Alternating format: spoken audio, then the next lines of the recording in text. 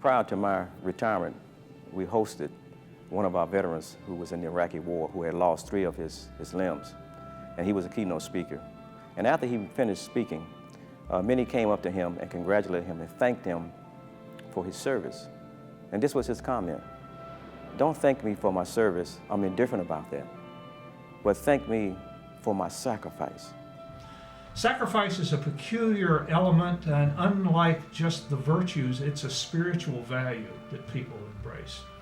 Edward Mashure, during the World War II, who was a clergyman in England, defines spiritual sacrifice as giving something away for which you can get nothing in return. Veterans give so much beyond what we may perceive that they're given. And if we're just thanking them just for serving, that's not enough to thank them. Look at the losses. Their families, we've heard comments about how their families have had losses by them being away.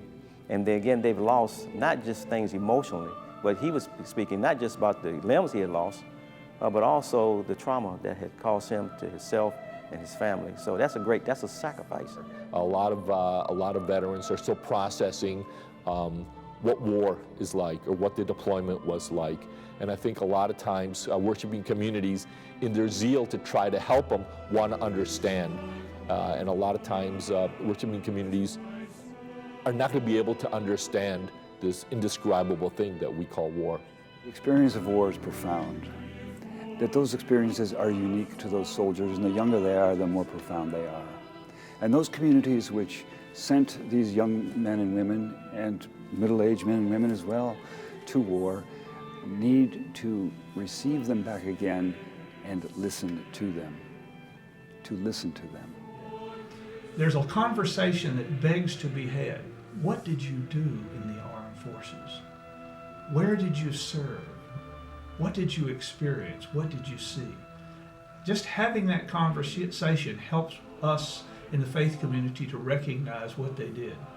How should we address veterans and service members? What should we say to them? Can we ask them questions about what they've done and where they've been and what they've seen, what they have experienced, the emotion of the events, the fear, the exhilaration? Yes, you certainly can. But let them tell their story.